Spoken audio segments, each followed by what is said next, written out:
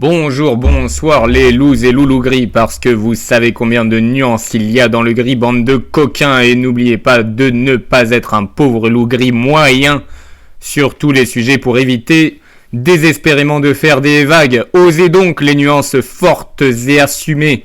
Bienvenue dans l'émission Prof de droite, notre émission distribue les uppercuts éducatifs avec élégance et bienveillance, adroitement mesurer les pains sains, secs et sans raisin ni résidus distribués lors de ce podcast feront valser en 2 mouvements 3 temps bien des protège-dents des bords de Seine jusqu'au sommet des Alpes, jusqu'au bord de l'océan Atlantique, dans le creux des vagues bretonnes les plus fraîches, les vagues basques les plus hautes, jusque dans les pâturages pyrénéens, jusque dans les assiettes grasses et juteuses de nos régions, tout ceci enfin en passant par la plus belle d'entre elles, l'Alsace. Cette émission est disponible sur YouTube, Deezer et Spotify. Ne me demandez pas quel accent j'étais en train d'essayer d'imiter désespérément. Ici, nous promouvons, nous nous battons pour retrouver une société disposant d'un corps sain dans un esprit sain, au service d'une jeunesse harmonieuse et équilibrée, et ce pour une nation éduquée, bien éduquée, prête à maintenir. Je m'astreins avec vous à une discipline de transmission, à mes élèves hors antenne et à vous également. Ici, nous luttons en anonyme, c'est assumé parfaitement et c'est obligé, malheureusement, avant tout contre tous ceux qui souhaiteraient en plus déjà, nous le verrons bien assez aujourd'hui, les cerveaux de nos enfants, adolescents notamment, visage selon moi de la souffrance de ce pays, un des visages de la souffrance de ce pays, de valeurs terribles, antinaturelles, ce qui a un nom, manipulation d'esprit en cours de formation dont nous notamment enseignants avons la charge. Ou bien, plus clair, plus court, plus tranchant, nous allons en reparler longuement aujourd'hui, pédocriminalité, destruction de cerveau, d'esprit manipulable par définition, ce qui est parfaitement impardonnable. Nous ne cédons point par ici aux pseudo-dictates moraux récents aux conséquences absolument catastrophiques sur notre jeunesse, nous montrons plutôt la voie séculaire, ardue mais gratifiante, une nation qui traite aussi mal sa jeunesse et vouée à la mort. Retrouvons ensemble un peu de sérénité dans le débat, car là aussi toute nation divisée contre elle-même sera réduite en désert. L'impossibilité de débattre est effrayante, affolante, affligeante, gravissime. Nous poursuivons et poursuivrons sans cesse le but ultime de vaincre le nihilisme ambiant qui est notre principal adversaire. Promotion du goût de l'effort, du travail, défense de la beauté de notre pays, adoption d'une mentalité positive sortie de la torpeur, négativité, pensée unique, passage à l'action, voilà pour les mots-clés de notre émission. En ces temps fort troublés, il nous faut prendre le taureau par les cornes, être capable d'aller au combat avec pour seule différence notable le fait de ne point haïr nos adversaires. Nous pouvons haïr leur folie, leurs péchés nombreux, leur aveuglement, mais en aucun cas leur personne que nous devons aimer sincèrement, afin de garder foi, amour, espérance pour eux, pour, nous l'espérons, leur conversion un jour. Aucune pause aujourd'hui, je n'ai pas le temps, nous sommes à 5 épisodes de la fin de ce podcast, je verrai à la fin de l'épisode 30 ce que j'en ferai, nous avons un peu le temps d'en reparler, on verra bien, il nous reste 5 épisodes que j'ai promis que je ferai donc. Plusieurs petits, moyens et grands points aujourd'hui. Passons donc, taxer les ultra riches à 90%, comme le proposent certains, c'est du vol. Point. On pourrait ajouter un i d'ailleurs. La question n'est pas de savoir s'ils peuvent ou non vivre sans, comme vous le disent les abrutis. La question n'est pas de savoir si, évidemment que si j'ai une fortune, je vais y arriver aujourd'hui, je m'excuse, de 100 milliards de dollars, qu'on m'en taxe même 99%, qu'il me reste 1 milliard, oui, je vais pouvoir vivre tranquillement. On est d'accord. Ça n'empêche que c'est du vol.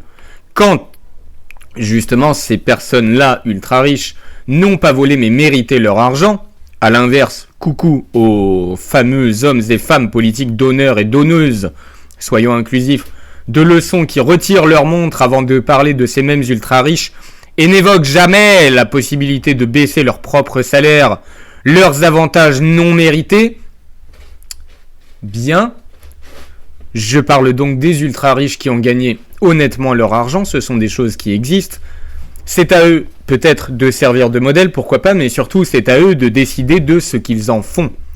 Ils n'ont pas à se faire ponctionner violemment, mais ils donneront certainement une part de leur salaire en la réinjectant dans l'économie, en donnant aux causes que eux jugent nobles et justes, et c'est à eux de la choisir.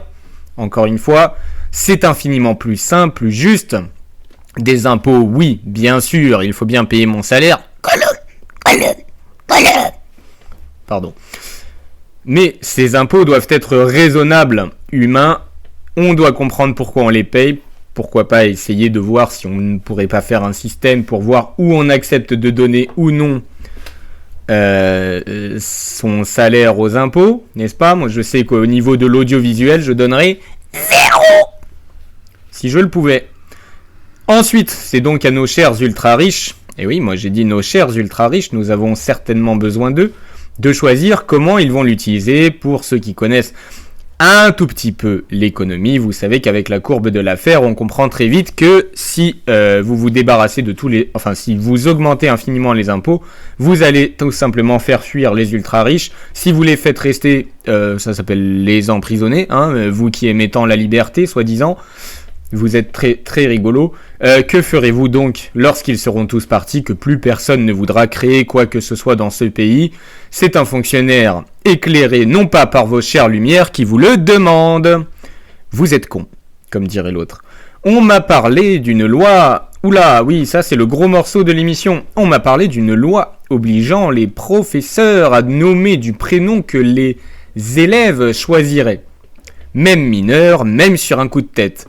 Rendez-vous compte que si vous êtes de ceux qui sont d'accord de la violence du texte qui va suivre, dont personne n'est au courant, justement, a-t-on demandé l'avis de parents, d'enseignants pour le texte qui va suivre, qui va vous faire tomber peut-être de vos chaises, ou alors peut-être que vous allez trouver ça parfaitement normal. Mais moi je vous pose quand même la question, qui vote dans cette démocratie pour que ce genre de texte sorte? Je vous présente donc, sans plus tarder, sans plus de suspense, la circulaire parue au bulletin officiel numéro 36 du 30 septembre 2021 ou du 29 septembre 2021 pour une meilleure prise en compte des questions relatives à l'identité de genre en milieu scolaire.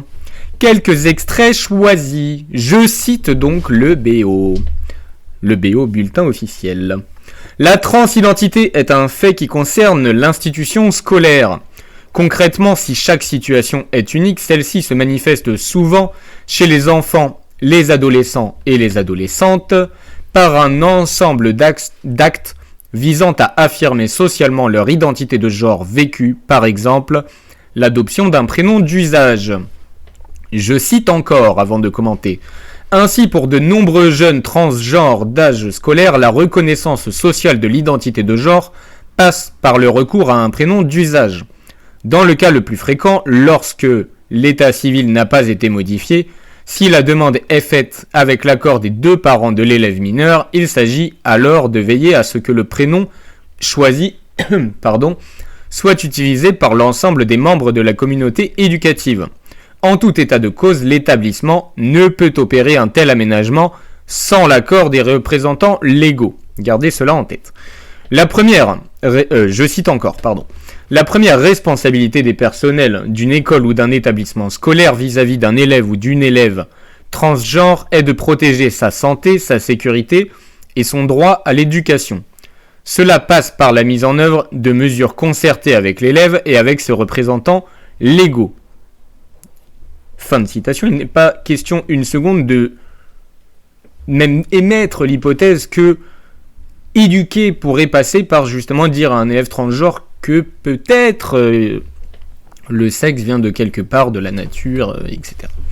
Je cite une quatrième et dernière fois. Les élèves concernés peuvent également exprimer des préoccupations liées à l'usage des espaces d'intimité, toilettes, vestiaires, dortoirs. L'établissement peut autoriser l'élève à utiliser les toilettes et vestiaires conformes à son identité de genre. Fin de citation, je vous en ai donc fait 4. Ça me rappelle, moi qui ne suis pas du tout un grand fan,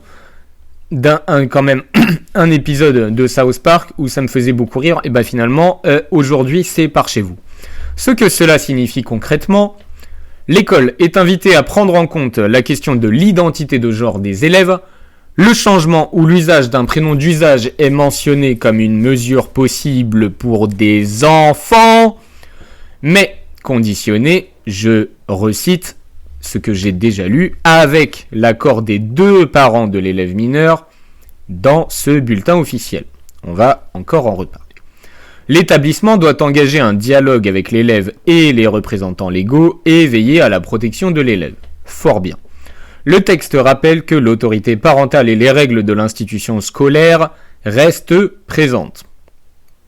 Sauf que du coup, elles peuvent être malléables puisque vous partez en sortie, on va dans un dortoir et on va laisser un garçon, je suis désolé de le dire, et pardonnez-moi de citer la réalité, la nature, ce que je vois, dormir avec les filles parce qu'il en aura fait la demande et que ses parents l'auront accepté. Est-ce qu'on demande l'avis des autres parents ? Bien sûr que non.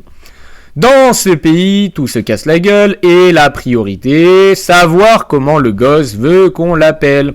Il est influençable, c'est une girouette, il suit la mode, c'est la définition d'un enfant, c'est quasiment la définition de l'enfance. Il est dans un moule en plus sociétal où il se trouve que c'est, je vais donner mon premier avis, malheureusement, bien vu d'être différent. Ces enfants, ces adolescents, ces adolescentes n'ont rien vécu, ne connaissent rien de la vie. Rappel, je parle de gamins de moins de 10 ans, potentiellement, qui n'ont même pas fait leur puberté, qui ne sont pas majeurs. C'est dingue. Ça finira comme l'avortement si on laisse faire, puisqu'on laisse faire, ce ne sera pas une opinion, mais un délit d'en parler. Et je finirai en prison. Oui, c'était une imitation de Taz, c'est pas grave. Alors, je vous recite quand même pour que ça rentre bien, un extrait un petit peu plus long. Toujours, ce même bulletin officiel. Dans le cas le plus fréquent, quand l'état civil n'a pas été modifié, si la demande est faite avec l'accord des 2 parents de l'élève mineur, il s'agit alors de veiller à ce que le prénom choisi soit utilisé par l'ensemble des membres de la communauté éducative. Je sors du texte qui n'a pas son mot à dire. Du coup, si les 2 parents sont d'accord... Bref, je reprends la citation. En tout état de cause, l'établissement scolaire ne peut opérer un tel aménagement sans l'accord des représentants légaux. Si les parents de l'élève mineur s'opposent à l'utilisation d'un prénom d'usage demandé par leur enfant dans son cadre scolaire, il conviendra alors, dans l'intérêt de l'élève et à son initiative, d'instaurer un dialogue avec sa famille.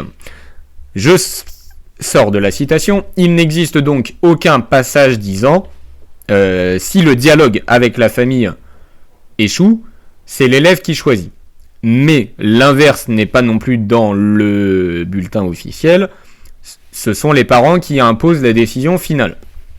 Bref, le texte s'arrête volontairement là, vous laissant directeur, professeur, parents d'élèves dans la merde, en renvoyant à la responsabilité des personnels, du chef d'établissement et à la notion, heureusement tout de même, de protection de l'élève, sur laquelle moi je peux m'appuyer pour dire que ma définition de la protection de l'élève, vous la connaissez si vous avez écouté les autres épisodes.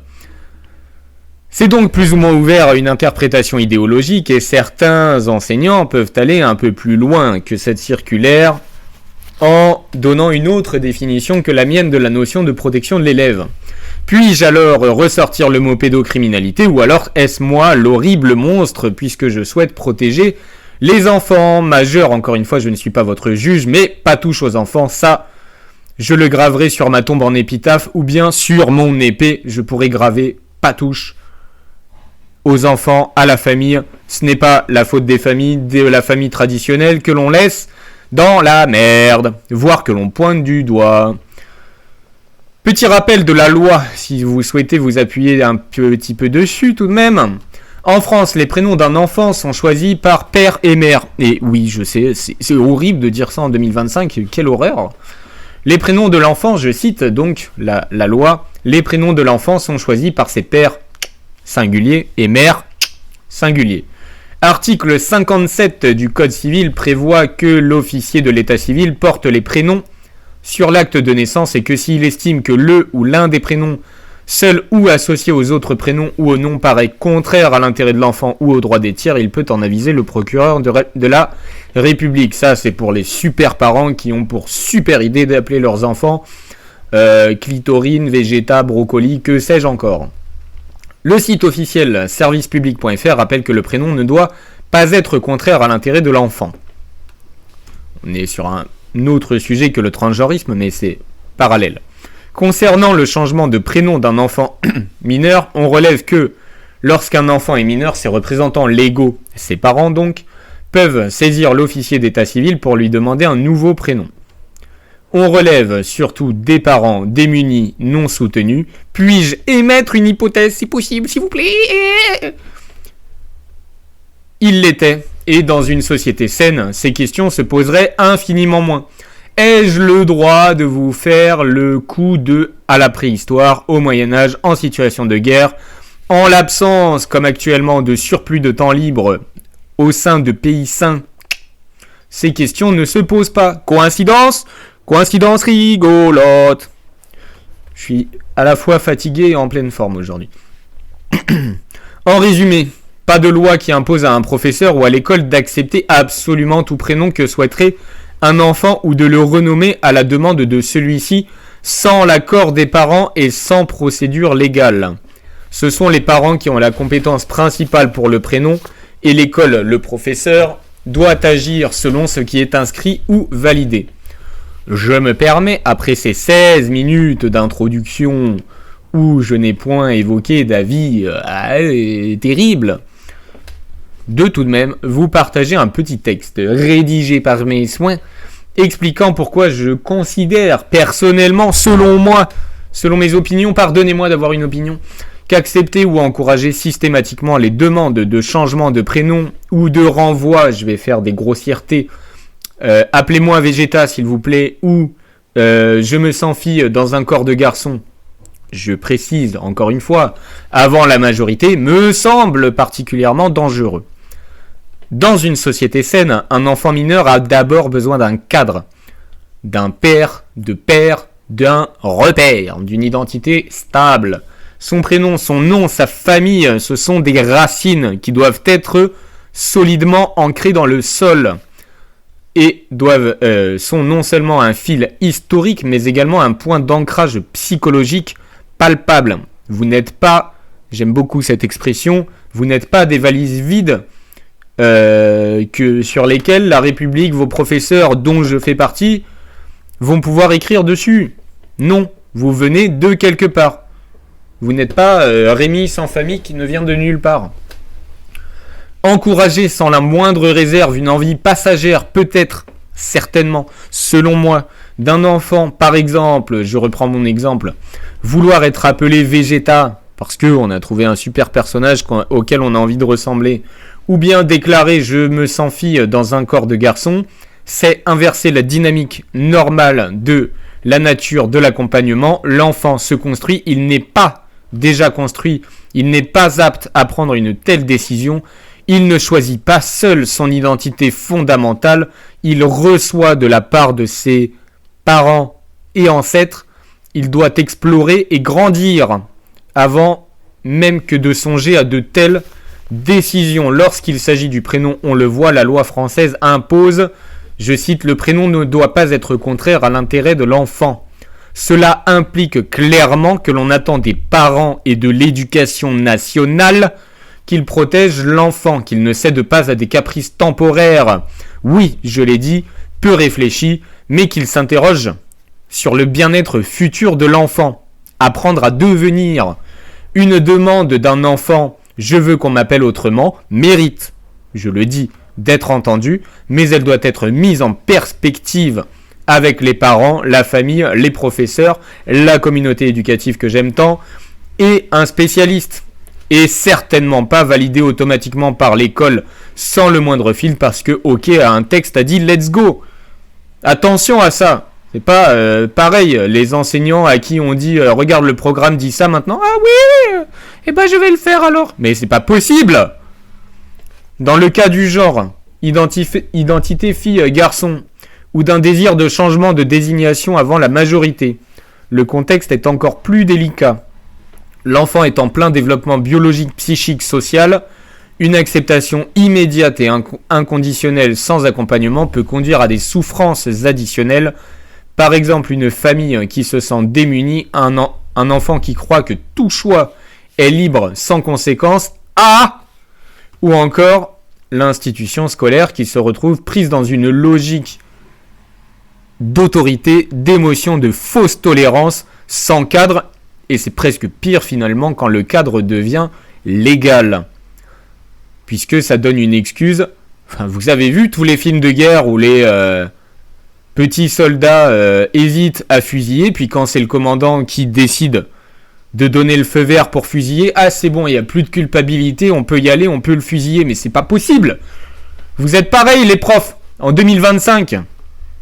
Il faut aider l'enfant, ça, on est bien d'accord, répondre à ses interrogations correctement, proposer un suivi peut-être psychologique, faire appel à la famille. Il ne s'agit pas de forcer l'enfant à garder un prénom ou un rôle qu'il rejette, mais rappeler que l'enfant reçoit un héritage, un prénom, un nom, une famille qui a du sens, de la durée de l'histoire avec un grand H, et donner un autre son de cloche que oui, le taxi. Le renier ou le réinventer, je parle toujours de l'enfant, à tout instant peut fragiliser. Enfin, je parle de l'enfant, de l'histoire, de ses racines, etc. Si demain un enfant de 10 ans déclare, je reprends mon exemple, je veux qu'on m'appelle Vegeta ou je veux changer de genre et qu'on m'appelle autrement, il ne me semble pas sain de dire très bien, faisons-le, sans la moindre réserve. Il me semble, vous avez vu les précautions que je prends, plus sain de dire parlons-en, explorons pourquoi tu ressens cela, avançons ensemble avec tes parents et un professionnel. La liberté sans cadre devient une dérive, une idée fausse. Dans une société occidentale marquée par l'individualisme, encourager chaque envie d'individu mineur sans limite me paraît être une forme de nihilisme identitaire. Et si je dois donner un avis que vous pourrez trouver controversé si ça vous chante, encore une fois que j'ai déjà donné, il me semble insultant de trouver ça aussi simple que cela, d'être un garçon qui peut devenir une fille, et inversement. C'est une insulte envers Dieu, la nature, et ce que c'est qu'être un homme, ou un futur homme, et ce que c'est qu'être une future femme. Encore une fois, là aussi, le vocabulaire est important. On a une fille, une adolescente, une femme, un garçon, un adolescent, un homme. Et puis maintenant, les adolescents. Ça me semble tellement logique. Bien entendu, cela ne revient pas à nier toute souffrance de l'enfant ou tout questionnement de genre ou tout désir différent. Cela revient à affirmer que l'enfant mineur n'est pas autonome pour remodeler son identité fondamentale, séculaire, millénaire, sans accompagnement. Il mérite protection, écoute, guidance. La famille est le socle et l'éducation nationale devrait consolider ce socle. Certainement pas le détruire. L'école où le professeur peut accompagner mais ne doit pas se substituer aux parents ou encourager sans réserve ce qu'un enfant traverse souvent comme une crise, une confusion ou une phase de quête. Il faut enfin garder à l'esprit que l'intérêt de l'enfant est un principe juridique français actif dans l'attribution du prénom. Encourager des modifications permanentes des choix d'identité fréquents et précipités va à l'encontre de cet intérêt. Il est plus responsable de promouvoir une approche stable, réfléchie, progressive, vous qui aimez tant ce mot, encadrée pour éviter que l'enfant, la famille ou l'institution n'en pâtissent. Remarques et limites, je n'ai pas trouvé de données chiffrées fiables dans mes recherches qui établissent le nombre précis de violences familiales ou effets négatifs directement causés par le changement de prénom ou désir d'identité d'un enfant. Des études évoquent cependant des moqueries liées au prénom. 2 Français sur 10, 21%, disent avoir été victimes de moqueries pendant leur enfance à cause de leur prénom. Bon, ça pareil, il y a petite moquerie et puis le harcèlement extrêmement violent, donc ça veut tout et rien dire encore une fois. Cela montre quand même qu'un prénom mal choisi par les parents peut poser des difficultés, ce qui renforce l'idée que le choix doit être fait avec sérieux. Concernant l'identité de genre, la discussion est plus complexe, tabou aujourd'hui, ce qui est bien triste, multidimensionnel, médical, psychologique. Je ne dis pas que toute démarche de changement d'identité est une aberration, mais je pense avoir le droit d'exprimer tout de même que cela me laisse dubitatif. Ce n'est pas mon choix, je ne suis pas le juge des personnes majeures faisant ce choix.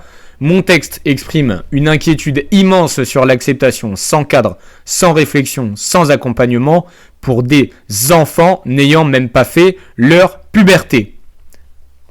Le Conseil d'État a validé en 2022-2023 la légalité de la circulaire en considérant qu'elle ne méconnaît pas les règles et vise à faciliter l'accompagnement, la protection des élèves transgenres. Les comptes rendus juridiques le mentionnent explicitement. La circulaire ne dit pas qu'un enseignant doit obligatoirement imposer un prénom d'usage contre l'avis des parents. Elle distingue les situations. Si les parents sont d'accord, il faut adapter les documents internes et le prénom. C'est comme ça. Mais à vous d'accepter ou non la loi. Arrêtez d'accepter quand on vous dit c'est pas une opinion, fait un délit. Si les parents s'opposent, il faut instaurer un dialogue avec la famille et agir dans l'intérêt de l'élève. La circulaire indique aussi que la communication avec les représentants légaux doit se faire sauf exception avec l'accord explicite de l'élève. En cas de danger présumé pour l'enfant, des signalements peuvent être envisagés. Je reviens sur ce que je disais.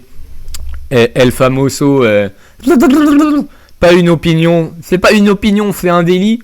Vous pouvez leur répondre que du coup ça veut dire que ce sont les mêmes qui sous Vichy ou bien à une certaine époque où l'on brûlait les sorcières auraient été finalement comme aujourd'hui les premiers collabos. Voilà une bonne réponse à leur faire. Ah, c'est fou là. Conclusion juridique courte. Il y a bien une recommandation officielle d'utiliser le prénom d'usage pour les élèves trans validée par le Conseil d'État. Mais la circulaire prévoit des procédures de dialogue et de prise en compte des parents. Elle n'est pas un ordre absolu qui efface systématiquement la prise en compte des représentants légaux. Je retire le fait que ce sont des fous, ce ne sont pas des fous, c'est bien pire. Ce sont des collabos, pas des fous. Je n'insulte pas les fous. C'est éminemment respectable. Non, c'est pas ce que je voulais dire. Mais ce doit être réellement traité. Donc ce ne sont pas des fous, ce sont des collabos. Chiffres. Concernant les regrets des transitions, variabilité des études avec des documentaires que je vous invite à aller voir et des chiffres qu'on a beaucoup de mal à trouver. Mais grosso modo, une étude de Olson avec un suivi d'environ 5 ans a noté que 2,5% des enfants transitionnés se réidentifiaient plus tard comme cisgenres, ce qui n'est pas beaucoup. On est d'accord, d'autres études montrent des taux de retransition allant jusqu'à 7% selon les cohortes et définitions. Bon, voilà. Il n'y a pas beaucoup d'enfants qui semblent regretter leur décision. Bon, tant mieux pour eux. Réversibilité des traitements hormonaux et des opérations chirurgicales lourdes subies. Pareil, alors cette fois-ci, j'avais trouvé une étude disant que parfois, mais pareil, c'est pas jamais très clair, jusqu'à 30% peuvent dire regretter plus ou moins l'ensemble du processus, mais bon, pareil, ça ne veut rien dire. Est-ce qu'ils regrettent d'en avoir trop pris? Est-ce qu'ils regrettent de ne pas l'avoir fait plus tôt? Voilà, on peut tout penser, rien penser de ces études, malheureusement, rien de très clair, puisque peut-être pas beaucoup de subventionnement. Ah, c'est pas moi qui l'ai dit. Données sur les effets, sur la famille, violence, tension familiale. Toujours pas de travaux sérieux, disant que le seul fait qu'une école utilise un prénom d'usage provoque une augmentation mesurable de la violence au sein de la famille, mais la littérature semble montrer, des études de PubMed, publiées sur PubMed et Springer Link, le rejet familial est souvent très fort évidemment, avec des jeunes qui sombrent souvent dans la dépression, tentative de suicide, toxicomanie. En revanche, et c'est moi qui vous le dis encore une fois, oui, je vous donne tous les sons de cloche, l'acceptation familiale, ce qui veut aussi dire le travail ensemble en communauté éducative, est un facteur protecteur majeur, et ce, quelle que soit la décision finale. Donc, rester des familles soudées, même lorsque c'est dur. Et oui, Jamy. Les familles traversent souvent de fortes tensions à l'annonce d'un questionnement de genre, détresse, incompréhension, besoin d'accompagnement. Il existe des études rares sur la nécessité du soutien pour les parents, mais cela ne se traduit pas automatiquement par des chiffres liant usage du prénom à l'école et violence familiale, ou non.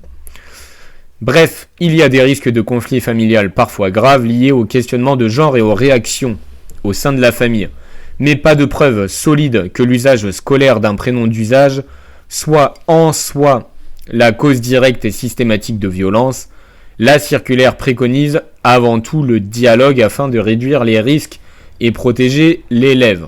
Bien, on est plus ou moins en accord. Intérêt financier, y a-t-il une industrie derrière tout ça ?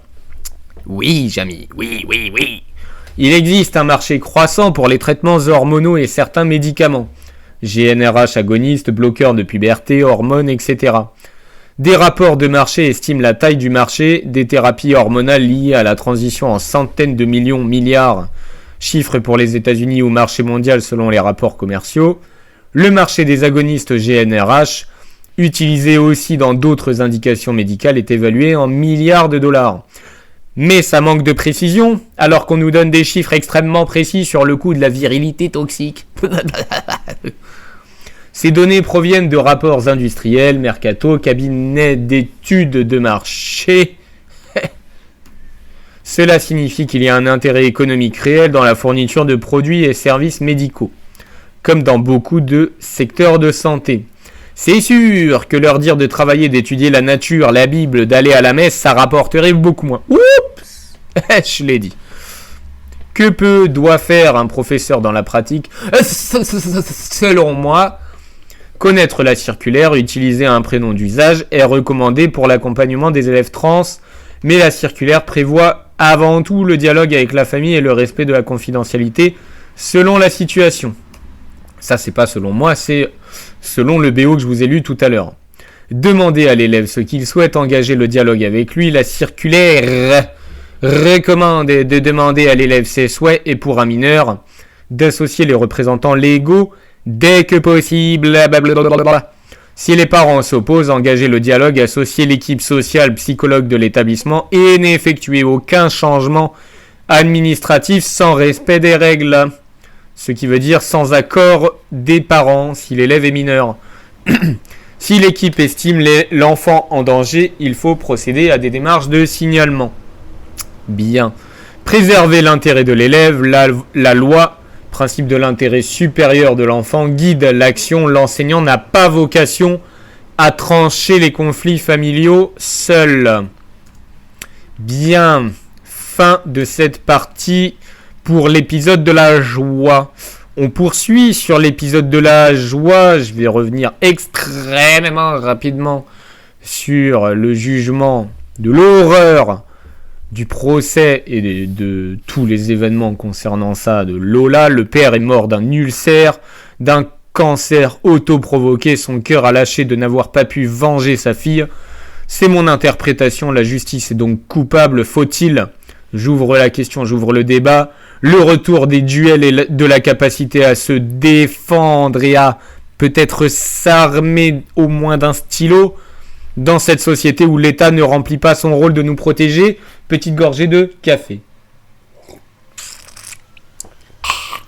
Les 10 ans du Bataclan, un père qui a refusé de pardonner est taxé de facho. Ouh, il faut pas sombrer dans la haine de ces gens-là que l'on subventionne, hein. C'est vrai que c'est difficile. Et moi, pendant ce temps-là... Pardon. Et oui, pendant ce temps-là, les chrétiens au Nigeria et au Soudan se font dessouder. Ouh, l'épisode de la joie. Pourquoi les adultes, les vieux, les personnes âgées sont-elles proportionnellement bien plus conservateurs que la jeunesse, à votre avis ? Ne peut-on pas retrouver une société saine où les aînés qui ont vécu ont droit à la parole davantage que les cons de 16 à 25 ans, et je m'inclus parmi ces cons à cette période-là de 16 à 25 ans. Ah là là là là là là. Je vous rappelle, vous savez pourquoi ils veulent vous donner le droit de vote, hein, entre 16 et 18 ans. Aïe aïe aïe aïe aïe. Les politiques devraient également faire un stage obligatoire en entreprise. Petite idée empruntée, me semble-t-il, à Philippe de Villiers. Nous, profs éclairés, non par les lumières avec un grand L, mais par la vérité avec un grand V. Oula, je sais pas ce que j'ai aujourd'hui. Nous devons oser ouvrir nos gueules. C'est à nous de prendre la parole et de ne pas attendre qu'on nous la donne. Nos chers syndicats enseignants, pour ne citer que, souvent à gauche, voire à l'extrême gauche, vous savez, ceux qui ne débattent pas, ne vous donnent pas la parole et veulent votre mort sociale si vous pensez différemment d'eux, réfléchiront alors peut-être à deux fois, se rendant compte que certains partagent des opinions différentes, divergentes, avant de cracher sur notre pays, déblatérer des bêtises pas possibles sur la laïcité. Un exemple parmi d'autres que j'avais entendu il y a des mois. Il est possible à l'école de caricaturer le Christ, mais pas Mahomet. En France, merde!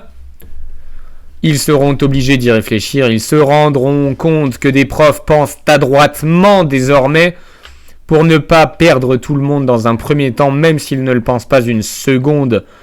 Ils auront un discours différent et plus light, et dans un second temps, peut-être même, pouvons-nous l'espérer, que cela les mènera à réellement réfléchir à ce que nous tentons de défendre dans cette émission, entre autres au travers de l'éducation, de l'instruction que nous souhaitons donner à nos enfants, à nos élèves, à la jeunesse. Je reprends cette fois les paroles de Benoît XVI. Si je suis, moi, le collabo, c'est un collaborateur de la vérité, combattant la dictature du relativisme. Le relativisme, c'est se laisser porter là où le vent doctrinal nous mène, là où la mode actuelle nous mène. C'est une ambition de feuille morte. Je ne sais plus de qui vient cette citation, pardonnez-moi. Quand un ordre est moralement inacceptable, il faut le refuser, mon capitaine. L'ennemi intime, dans le film, et de toute façon, toutes les guerres, cela vaut pour beaucoup de choses qu'on vous demande ou qu'on vous demandera de faire. Et accepter pour les profs de ne pas faire de vagues, c'est de la merde. Eh oui, petit clin d'œil à Kaamelott dont on va reparler. T'as vu, t'as rien vu, tu vas voir, tu verras. Ce n'est qu'en 1999 que l'État français, oui, beaucoup de petits points, a reconnu qu'il y a eu une guerre d'Algérie. Combien de choses cet État voyou est incapable de reconnaître et vous cache. Covid, persécution chrétienne, etc., etc. Il ne faut pas faire ce que nous voulons, mais ce que nous devons faire. Plus encore aujourd'hui. Peut-être trouvez-vous cet épisode un peu brouillon, c'est pas grave, j'ai beaucoup de choses à dire, il ne reste plus que 5 épisodes. Je vide mon sac. Je reprends encore ce cher Papacito qui le dit très justement, ce qui est le plus dur à tenir, c'est la nuance et la mesure. C'est nous qui sommes les hommes mesurés. Et ce sont eux les extrémistes de la médiocrité, de la bêtise et du relativisme. Magie du montage, j'ai été coupé, je reprends où j'en étais. Je vais chercher à vous rassurer un petit peu et en même temps vous mettre en garde. Il n'y a actuellement dans les nouveaux programmes qui ont fait très peur, un peu à raison, aux parents avant cette chère rentrée scolaire 2025-2026, aucune notion de sexualité dans les fameux programmes que vous avez vus sous le nom de EVARS pour éducation à la vie affective et relationnelle et sexuelle. Donc le S pour les enfants du primaire est effectivement tombé suite aux questions qui avaient surgi légitimement de la part des familles. Et donc, par peur de faire des vagues, on a fait tomber le S. Nous avons donc gardé dans le primaire éducation à la vie affective et relationnelle, ce qui est parfaitement intéressant. L'empathie, le consentement, tout ça, pas de problème. Mais attention tout de même, vous avez fait tomber le S. Attention, on est quand même en train potentiellement de vous préparer. Restez vigilants, vous êtes français, vous devez rester vigilants en permanence. Et attention, dans le S, ce S est resté. De plus, dans le primaire, ce qui est également resté, c'est l'étude de tableaux de nu. Est-ce vraiment nécessaire ? Je vous pose la question. Même les programmes sont avec moi, n'est-ce pas ? Il paraît que c'est ok du coup de montrer des tableaux de nu à des enfants de 10 ans, personne ne dit rien. Écoutez, tout le monde accepte les programmes. Demain dans les programmes, je vais encore faire un point. Godwin, on vous demande de faire sauter d'entraîner les élèves à sauter dans les escaliers, vous allez le faire. C'est génial, c'est marqué noir sur blanc dans les programmes, alors allons-y, faisons-le, c'est obligatoire. Et tous ceux qui disent le contraire, c'est fatigant, c'est très très fatigant. Ça donne des arguments à ceux qui trouvent que c'est anormal d'infliger ça à de si jeunes enfants, me semble-t-il, ou au moins le débat devrait pouvoir exister. Est-ce normal de montrer des tableaux de nu à des enfants de 5, 6, 7, 8, 10 ans? Voilà. Je pose la question. Ça pas un peu con, lui. J'ai cogné une fois. Ah bon? Je sais plus avec quoi il m'avait tenu la jambe, un truc un peu comme là. C'était pas le jour, je lui ai mis une tarte. Ah merde. Il s'est tenu à carreau pendant un temps, mais c'est vrai qu'en ce moment, ça reprend un peu là. Well, j'espère que cela s'entendra. Ce que vous venez d'entendre, c'était mon petit hommage à Tchéky Karyo, acteur au charisme magnifique, rencontré dans Kaamelott. Et justement, je vais m'essayer avec vous, pour la première fois, à une critique d'un film, justement Kaamelott. Et je ne pouvais pas commencer sans rendre un hommage à cet acteur merveilleux, Tchéky Karyo. Avant de démarrer, sachez que je ne suis pas cinéphile, je n'ai pas une culture cinématographique très développée, voire pas développée du tout. Mais il se trouve que je suis un fan de la série Kaamelott et que j'avais même, contrairement à beaucoup, grandement apprécié le premier volet. En revanche, le film qui vient de sortir, donc la première partie du deuxième volet, m'a laissé plus que perplexe et je suis rarement sorti aussi déçu d'un film que cette fois-ci. Déjà, je ne peux pas m'empêcher de vous faire encore un point qui fera parler dans les chaumières. Était-ce vraiment nécessaire de nous parler de la capacité des serpents à la parthénogénèse? C'est-à-dire que les femmes sont capables, les femelles, serpents sont capables d'enfanter seules. C'est second, mais pas secondaire, comme le disait très bien, très justement, l'un de mes profs, mais était-ce vraiment nécessaire dans le cahier des charges pour obtenir des subventions de la part de nos impôts? Allez, je pinaille. Pareil, toujours dans la veine des choses qui vont me valoir plein de réflexions. Des femmes à la table ronde, bon, historiquement, ce n'était pas le cas. Il y avait déjà, en plus, plein de femmes fortes dans Kaamelott. Mais bon, allez, je vais être gentil, ça n'était pas trop forcé dans Kaamelott. Donc ça va, j'ai eu très peur à un moment, on va spoiler, on va spoiler très largement le film, donc si vous ne l'avez pas vu que vous voulez le voir, barrez-vous. Donc j'ai eu très peur à un moment lorsque deux femmes et deux hommes partent et que les deux hommes, ce sont des adolescents, de jeunes adultes, ont peur. J'ai eu très peur que ce soit les femmes qui se montrent 1000 fois plus courageuses et meilleures combattantes que sais-je. Ça n'a pas été le cas, ça a été relativement bien fait, donc à ce niveau-là, ça me convient. La table ronde avec des bouts de chaque région de France est une très bonne idée, mais tout dépend si on le voit ou si Alexandre Astier le voit plutôt avec une vision extrêmement mondialiste et que ce devrait être une table ronde avec un bout de chaque pays pour être de grands mondialistes. Bon, ok, je vais trop loin. J'ai trouvé l'humour gamin très lourd, peu d'avancées. Allez, on est dans les vraies critiques que j'ai à faire. Peu d'avancées dans la construction des personnages. J'ai trouvé le Arthur catastrophique à mon goût. Pourquoi à mon goût? Parce qu'on est encore sur un Arthur qui sombre dans la dépression, ce qui m'avait déjà déplu. Non pas dans la série, parce que dans la série c'est intéressant. C'est un bon gouvernant intelligent qui prend les armes, puisqu'il a Excalibur, et qui a des idées politiques intéressantes, mais qui est à une table d'abrutis, qui n'est pas amoureux de sa femme. Donc sa dépression est compréhensible, acceptable. Il a en plus un adversaire qui se nomme Léo Dagan dans l'ombre, qui est l'allégorie de la tentation du désespoir, qui est absolument fascinant. Donc dans la série, ça me va très bien. À la fin de la série, donc à la fin de la saison 5 ou 6, quand il revient à Rome, donc il a déjà survécu à sa première tentative de suicide, Il revient à Rome, se remet à se battre avec la toge rouge d'Aconia.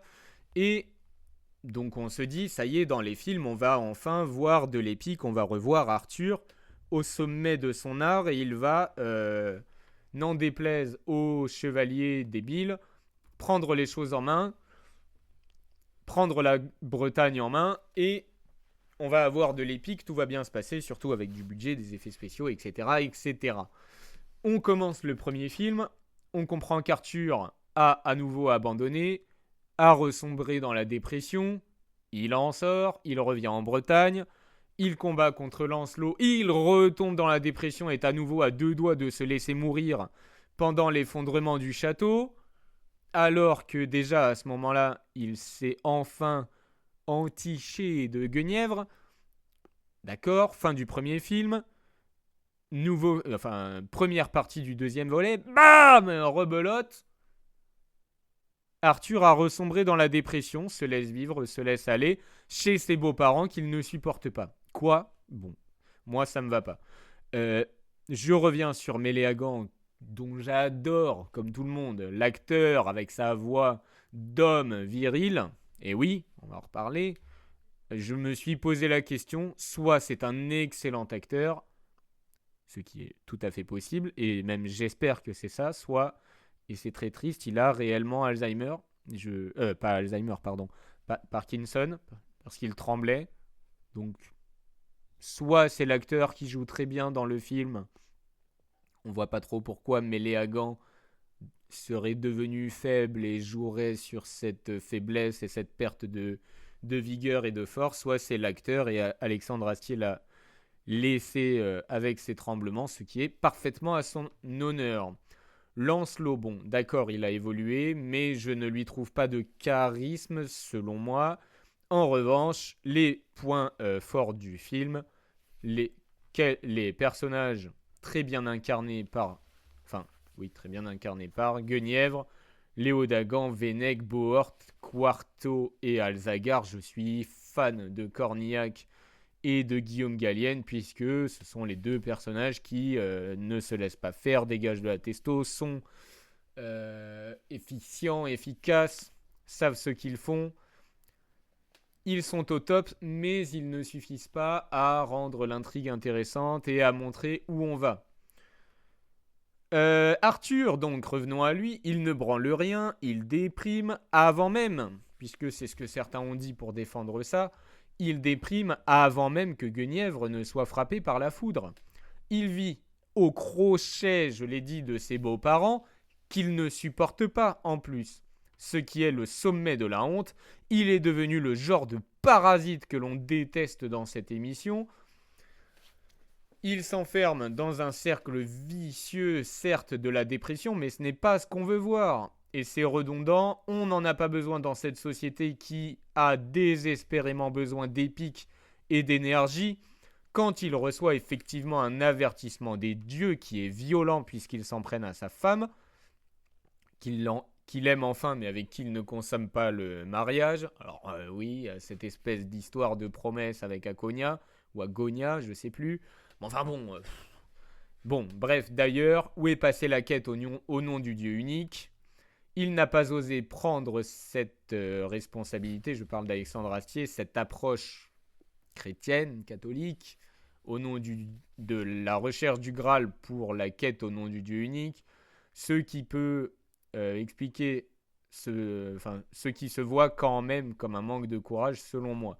Quand il reçoit cet avertissement de la part des dieux, il insiste bien dessus, il fuit encore ses responsabilités en allant replanter Excalibur.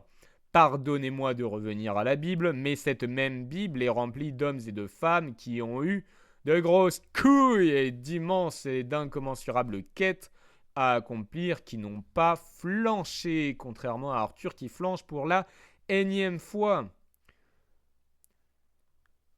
Donc, des baisses d'énergie, fléchir le genou face à la difficulté, cela arrive à tout le monde, mais se laisser sombrer dans la dépression maintes et maintes fois, c'est à l'image de ce monde, et encore une fois, ce n'est pas ce que je veux voir.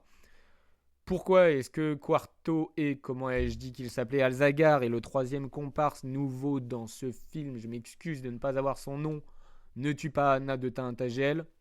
Ils ont été payés par Arthur, il n'y a aucune raison qu'ils décident de ne pas la tuer, il n'y a pas d'enjeu. Alors d'accord, le film est découpé en deux parties, mais du coup, dans la première partie, aucune des quêtes n'arrive à son terme. Bon, d'accord, ça peut s'expliquer par le fait que le film était long, d'accord. Les quêtes me semblent un petit peu secondaires pour le coup. On n'est plus au début de la série, je pense qu'il serait temps quand même de mettre du vrai en jeu. Ce que je remets dans le positif, bon, c'est négatif, le Graal est au second plan. Alexandre Astier a toujours été, je l'ai dit, mal à l'aise avec la religion. Il a tapé sur le christianisme avec, si je ne m'abuse, le Répurgateur, joué par Elie Moon, qui a quand même des réflexions, alors oui, sur le ton de l'humour. Et voilà, on tape toujours sur le catholicisme, ça c'est bon, on peut, les dieux, le Dieu unique, on n'est jamais trop sûr. Toujours le sujet de la dépression. Qu'est-ce que je voulais dire encore sur Alexandre Astier? Oui, que au moins, et ça c'est à son honneur tout de même, il part à l'aventure pour essayer de sauver à la fin Caradoc. Donc on a quand même un souverain qui, lui aussi, mène sa quête pour le bien du royaume. Si ça ne vous fait pas penser à ce qu'il se passe actuellement, où la seule chose que ceux qui nous gouvernent savent faire, c'est discuter bien au chaud avec tous leurs avantages et leurs voitures que l'on fait chauffer ou on fait chauffer la clim, plutôt que de les laisser marcher 15 minutes pour rejoindre leur ministère, c'est moi qui l'ai dit, pas de souci. Vous aimez Léo Dagan? Pourquoi à votre avis? Son couple avec Dame Célie? Parce qu'il a le manche, elle tient la baraque, c'est le couple conservateur. Je me demande pourquoi il vous plaît tant. Sans doute que viscéralement encore au fond de vous, vous sentez que c'est là le naturel qu'il faut, qui est ou serait nécessaire pour sauver une civilisation en branle. De bons acteurs avec peu de direction, semble-t-il, au service d'une histoire selon moi brouillonne entrecoupée de blagues peu drôles. Vraiment, il doit y avoir 5 blagues qui m'ont décroché un sourire de tout le film. Je dois être un horrible réac qui n'a rien compris, ça doit être ça. Écoutez, petit bilan. Camelot n'est pas pour moi, ou alors c'est peut-être un seul échec, parce que je rappelle que j'ai adoré la série et beaucoup aimé le premier film. Je laisserai une chance au deuxième volet, et puis s'il ne me plaît pas, tant pis, là ce sera que Camelot n'est plus pour moi. Écoutez, je voulais m'essayer à la critique de film négative, qui plus est avec des arguments, ce qui n'est pas évident en improvisation, sur des sujets glissants. De toute façon, on glisse sur tout aujourd'hui, c'est une patinoire. Le monde politique est devenu une patinoire. Il n'est pas certain que je le refasse. Cette franchise m'a tant plu et je pense que côté français, il n'y a aucune franchise qui arrive à la cheville de Camelot. Ce deuxième film est selon moi triste et un petit peu minable. Ce n'est en tout cas pas du tout ce que je voulais voir dans un deuxième film Camelot dont j'espérais tirer de l'épique, de l'énergie, du positif dans un monde qui en a cruellement besoin. Ne pas hésiter à dire que, à montrer dans un film comme ça que ce dont on a besoin, c'est un souverain juste, une assemblée même avec la table ronde, juste, éclairée, qui se bouge le fiac pour le peuple. C'est pas du tout ce qu'on a eu. Voilà pour mon analyse que vous n'entendrez nulle part ailleurs. Je ne sais pas comment sauver selon moi la suite, ce n'est pas à moi de le faire. Je laisse Alexandre Astier peut-être me prouver plus tard que j'ai eu tort et qu'il fallait lui faire confiance. Je termine cette émission non entrecoupée. Ah non, pardon, attendez, il faut quand même que je vous fasse un deuxième petit hommage à Tchéky Cario. Laissez-moi 2 secondes.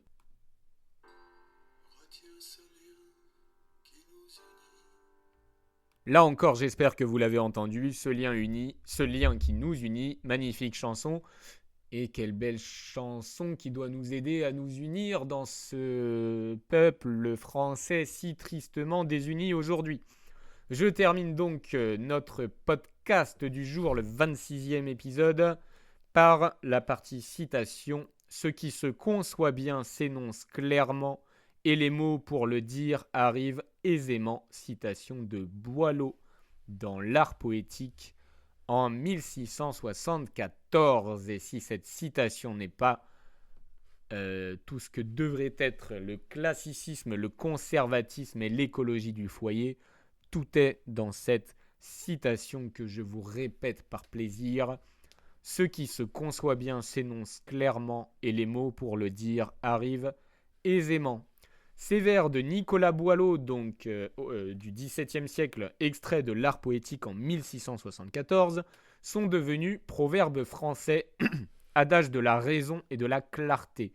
Boileau exprimait l'idée que la clarté du langage naît de la clarté de la pensée et qu'on ne peut bien dire que ce qu'on a réellement compris, c'est-à-dire conçu avec ordre, justesse, mesure. Or, à la lumière de notre époque, cette maxime me semble résonner avec une intensité particulière. Nous vivons dans un monde où la simplicité naturelle, celle de la nature, du réel, du bon sens, des lois universelles, est sans cesse remise en cause par des gens sans connaissance ni compétence, par un verbillage pseudo-technique, un brouillard d'acronymes, on est bien placé dans l'éducation nationale pour le savoir, de concepts et de revendications sans fondement stable. Là où la nature parle un langage simple et limpide, l'homme moderne fabrique des discours confus pour justifier tout, n'importe quoi et surtout ce qu'il ne comprend plus ou fait semblant de ne pas comprendre.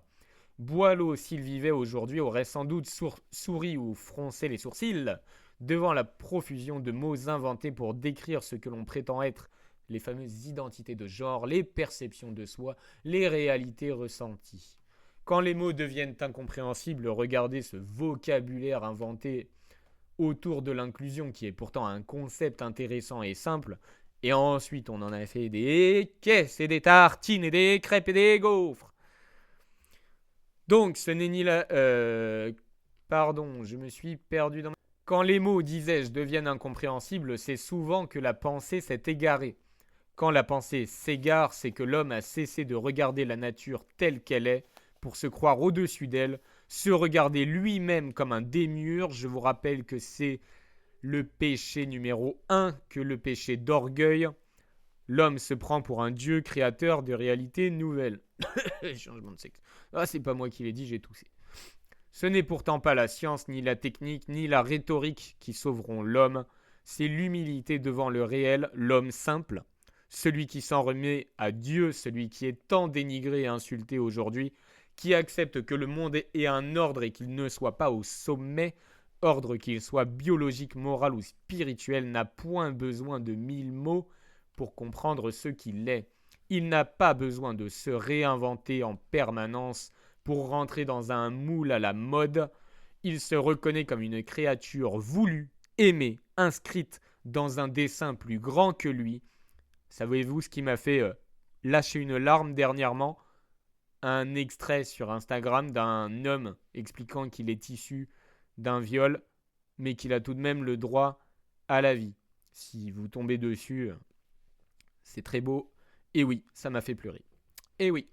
Et cette reconnaissance apaise l'homme, là où le bavardage du monde moderne ne fait qu'agiter les esprits de manière superficielle.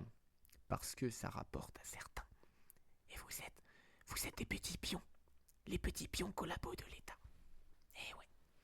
Boileau nous enseigne donc une vérité plus vaste que la seule esthétique du langage. Celui qui parle clairement, c'est celui qui voit clairement.